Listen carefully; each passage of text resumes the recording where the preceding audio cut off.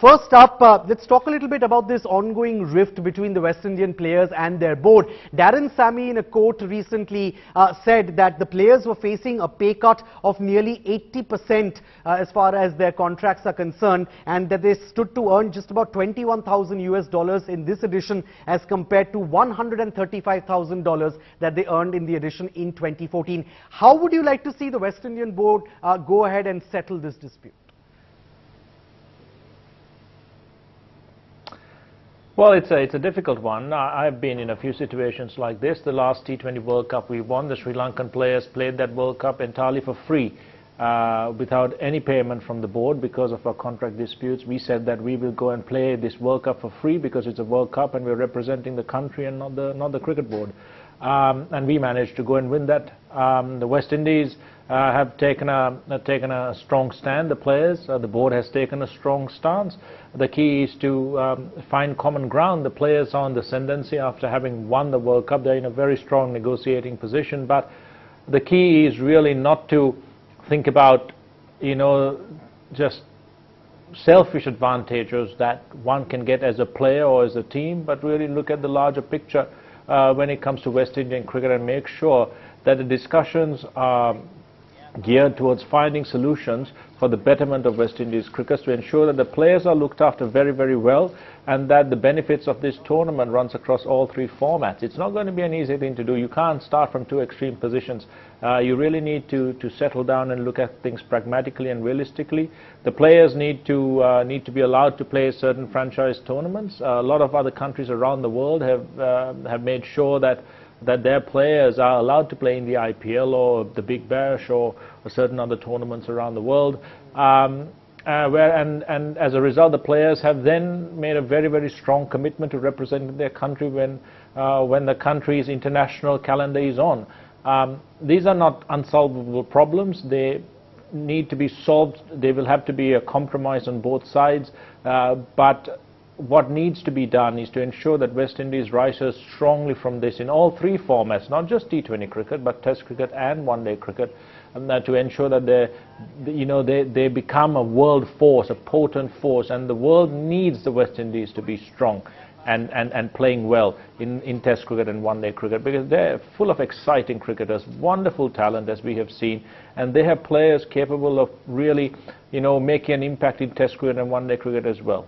Marlon Samuels has been fined for using language or a gesture that is obscene, offensive or insulting during an international match. He had some unkind words for Ben Stokes, who, remember, bowled the last over in the final. The pair have in fact been involved in a long-running feud which came to a head during a test match in Grenada last year. Samuels also gave it back to Shane Warne, who he has quite a history with thanks to a clash during the Big Bash. Warne had been critical of Samuels as well during the World Cup while doing commentary. Shane Warne has a problem with me. Don't know what, I've never disrespected him. It seems as if he have a lot inside him that he needs to come out. So I don't appreciate the way that he continues to talk about me and the things that he keep doing. I don't know. Maybe because my face is real and his face is not. Well, some very harsh words there by Marlon Samuels. Kumar, if you heard what he had to say, this is quickly turning out to be quite an ugly clash between Samuels and Shane Warne. Now, I know that this is good for the headlines, but is it really good for the game of cricket? Well, no, it's not really good for the game of cricket. Different people take pleasure in these, like you said, headlines. A lot of spectators will be really interested to see what Warne comes back with. But at the end of the day, they're both adults, and they will deal with these things in hopefully a very mature way. Different players use these criticisms and these difficulties in different manners. I think Samuels has used it to motivate himself to play really, really well. I mean, his clashes with Ben Stokes, his clash with Warne, his statement at the end show that he was very motivated to go out there and win the match for the West Indies. Right. And everyone should be careful, because once you've said something or you've done something or you've created a scene in the middle, on the field of play or outside it, everyone gets an opportunity to bite back. And this was Marlon Samuels' turn. And, I, of course, think and hope that this will all go away and make sure that everyone you know, sees what's happened in its true light, but also at the same time they try and take steps to ensure that they don't react in the same manner, and that there is less space and place for this kind of thing to happen. You know, you saw Ben Stokes, you know, the whole saluting saga that we've had, you know, some months back, and this was Marlon Samuel's turn to really dig the knife into Stokes. And to be fair, you know, Stokes has been a wonderful performer for England, but he would have been feeling very down after last night.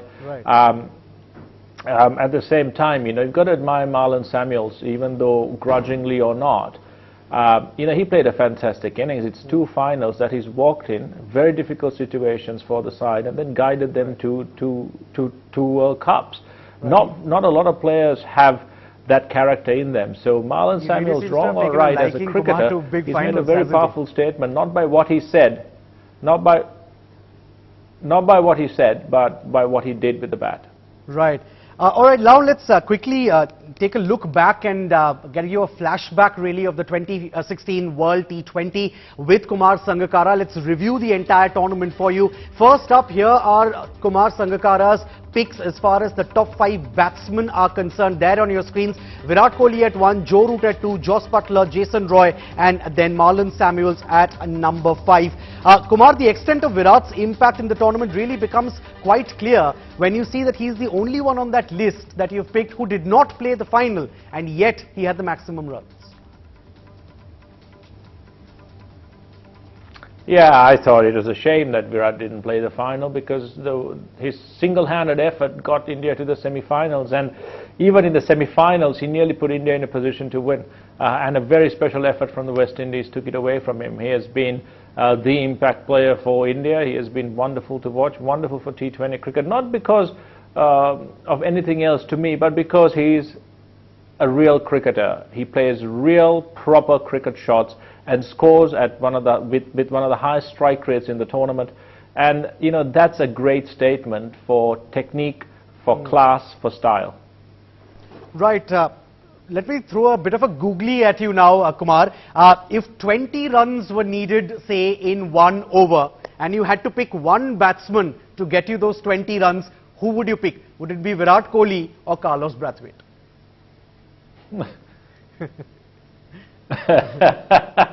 It'll have to be Carlos Brathwaite, isn't it? But I think with Virat Kohli, you'll be in a position where you don't need 20 runs. Maybe you'll need only 10 runs in the last over. Maybe you'll finish it up before the last over. And then it's anyone's game. Right. All right. Let's quickly move on now. It was an amazing hitting display. Right. Let's move on now to the top 5 bowlers that you've picked, Kumar. Let's bring up that graphic on the screens. It's Samuel Badri at number 1, followed by Mustafizur Rahman at 2, Andre Russell, Jeffrey Van der Sey, and Mohammad Nabi.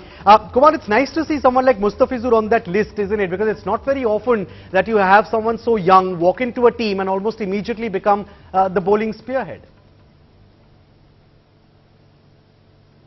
I think Mustafiz is a fantastic T20 bowler, even in one-day cricket.